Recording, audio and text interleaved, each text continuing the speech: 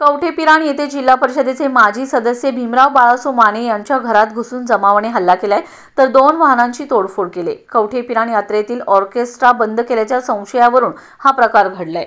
ही घटना शुक्रवारी 21 फेब्रुवारी रोजी रात्री पावणे 12 वाजण्याच्या सुमारास घडले। सांगली ग्रामीण पोलिसांनी तातडीने धाव घेत हल्लेखोरांना हुसकावून लावले। या घटनेनंतर गावात तणाव निर्माण झालाय। या प्रकरणी शुभम कृष्णात पाटील वय 27 सह 21 जणांवर गुन्हा दाखल करण्यात आलाय। कवठेपिराण येथे यात्रा सुरू आहे। यात्रेनिमित्त गावात एका गटाने ऑर्केस्ट्रा आयोजित केला होता। पोलिसांनी रात्री 10 पर्यंत कार्यक्रमाला परवानगी दिली होती, पण रात्री 10 नंतरही ऑर्केस्ट्रा सुरूच होता। याबाबत काही गावकऱ्यांनी पोलिसांकडे तक्रार केली असता सांगली ग्रामीण पोलीस ठाण्याचे निरीक्षक किरण चौगुले यांनी पथकाने धाव घेत ऑर्केस्ट्रा बंद केला। ऑर्केस्ट्राबाबत तक्रार केल्याच्या संशयावरून शुभम पाटीलसह जमाव भीमराव माने यांच्या घरावर चाल करून गेला।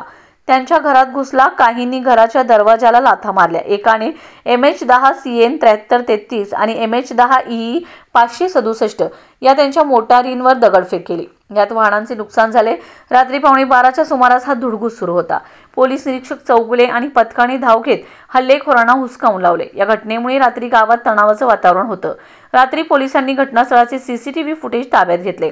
22 ऑक्टोबर रोजी रात्री पावणे 4 वाजता CCTV फुटेज तपासून संशयितांवर गुन्हे दाखल केलेत।